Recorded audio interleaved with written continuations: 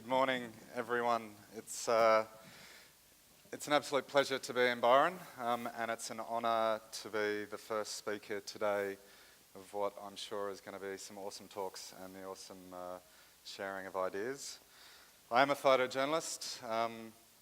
That is my craft. I made a decision in 2008 to travel to Somalia. Now, I have a presentation today which will be photographs that I took for the first 3 days whilst I was in Mogadishu, just to give you some idea of what Mogadishu looked like and what I guess a city that was in war for 18 years actually looks like. And I think the photos that you'll see will show you basically an apocalyptic site. I decided in 2008 I wanted to be a photojournalist. I wanted to be, I guess, a conflict reporter. My mother always said that I had a death wish, and I don't think it was a death wish. It was more about going and, I guess, recording stories of people that were less fortunate than myself. So I made the decision, went to Somalia, and unfortunately put myself in a position, and I put myself through an experience that was incredibly traumatic. Now, to sit up here for 18 minutes and try and tell you about 15 months of what it was like in captivity, which I can tell you was incredibly mentally tough, traumatizing, not just for me, but for my family. But I guess what I want to talk about today is the 25 minutes that actually changed my life in captivity and made me look, I guess, at my life and how I lived my life. 5 months into my experience, I'd basically been having a bit of a pity party, was blaming Amanda, my friend and colleague, for the situation that I was in, was basically dwelling in depression. And at the 5-month mark, we had lost our 3 Somalian guys that were working for us. It was explained to us that they had been handed over to a terrorist organisation and were beheaded. So Amanda and I made a very quick decision to try and escape. I'd had no control for 5 months. I'd made no decisions about my life. I guess I wasn't present and I wasn't conscious. So I was just letting this experience sort of roll over the top of me. We didn't really have a plan. It was, let's just try and get out and let's try and get away from here. The likelihood, both of us knew, was going to be really possibly that we were going to die. We both thought we were going to die in captivity anyhow. They had told us that they were going to get our ransom money and then they were going to execute us. So for me, it was like, I'm actually going to start taking control and ownership of this experience. If I'm going to die, it's going to be on my terms. I spent about 2.5 days digging out a bathroom window, Shawshank Redemption style, with a nail file and a pair of blunt scissors, to finally make a hole big enough for both of us to actually get out. Probably half an hour before we left, Amanda and I had been separated for 3 months, so we'd been isolated from each other. We'd been able to communicate as you do as a prisoner. You become very devious. And I'd said to Amanda, now, I just want to make sure 100% that you want to do this, because the likelihood is we're going to get outside and someone's going to shoot us pretty quickly. Had no idea really what was over that window or through that window. And people have said, you know, that was incredibly risky. And I guess I looked at that risk and saw it as a window of opportunity to get my life back and to seize control. We get out of the window, and I've got to say this 25 minutes was probably the most exhilarating 25 minutes I will have in my life and the most terrifying 25 minutes that I will have in my life. We get out of the window, I'm pretty chuffed with myself thinking that we've got away without them knowing. And Amanda says, don't be too excited, the young kid next door has seen us and has screamed something in Somali. So we had about a 10-second head start from our captors. Like a chicken with its head cut off, we start running, have absolutely no idea really where we're going. We had planned to go to the mosque, which we knew was incredibly close to us because we could hear the call to prayer every morning. We managed to get to the mosque and complete pandemonium occurs. There are people in there praying. I walk in, start babbling, both in Arabic and Somali, saying that we're both Muslim.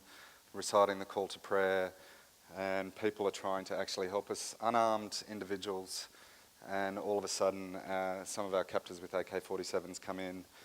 King hit me, try and rip Amanda out of the mosque, and these 4 older men who speak English actually protect us, push these guys up against the wall, call an imam and say, if you are in fact Muslim, then we will protect you and we will basically get you to safety. So for a little while there, I was thinking, well, we might have actually done this. We might have got out of here. We're put into the pulpit of the mosque, and what was such a surreal experience to see at one point guys flood into the mosque, masks covering their faces, all packing AK-47s, to then feel that guilt of this is going to be an absolute massacre, not just of us, but of a lot of innocent people, to get even more surreal, I guess, to then at one stage have a guy walk through the crowd who terrified me, who came up to me, and he said, Assalamu alaikum, and I said, Wa alaikum assalam, and he said, you're Muslim? I said, Wanahay, I'm Muslim, we are Muslim. And he said, how is your Islam? I said, Islam's beautiful. And he came down and kissed me on both cheeks, and he said, you are my brother, this is the gun of the Muslim, I want you to have my gun, and he drops an AK-47 in my lap. And I went, this can't get any more surreal. And I looked at that gun, and I went, Jesus, I really wish I have handled one of these before. So I knew how I could take it off safety, and I wonder how many bullets are in it, because I'm basically just going to start spraying people, because I'm pretty sure we're going to die. I guess in an instant, my thoughts were then, I handed the gun back to him, and I said, I don't want your gun. I don't want to ever know what it's like to kill another human being. Everyone in here is Muslim, and it is against my religion to kill another Muslim person. Probably 2 minutes after that, our head guys of our group, there were 13 in total, came in. We'd stirred up a hornet's nest. Amanda was actually ripped from my side by the hair. She was dragged out of the mosque. I lost sight of her. I was trying to basically back up against a wall. Moments after she was taken outside, I hear one single gunshot and went, she's basically been executed and I'm about to die. 10 seconds later, the guys that had taken Amanda came for me, pistol whipped, punched, kicked to the ground, finally grabbed by my ankles and dragged through the entire mosque, out the front, down concrete stairs, across a concrete courtyard. And it was surprising at how incredibly calm I was at that point. I can remember the 2 thoughts still to this day that went through my head, which was I wish I could call Mum and Dad and explain how sorry I am for the pain and the anguish that I have caused them because of my ambition to basically fulfill a dream. And the other thought was I wish I could just tell Mum and Dad how much I love them. Was taken basically from the courtyard expecting to die within a matter of seconds, to then be thrown into a vehicle next to Amanda. Look at her, eyes starting to swell up, and she looks at me with this massive smile and she goes, shit, that was intense. And I said, yep, that was pretty intense. And her next words were, Nigel, I'm sorry for making you escape. And I said, look, Amanda, you didn't make me do anything. I chose to do this like I chose to have that experience of being kidnapped. Now, I guess those consciously created 25 minutes is now how I live my life. From that point on, we were treated like barnyard animals. I was shackled, both of us were shackled.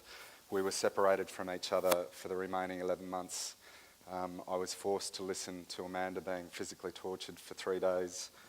I was mentally tortured for those 11 months, as was she. But I guess from my perspective, I took ownership of that experience, and instead of continuing to have a pity party, I decided to embrace this experience and see it as a gift in some respects.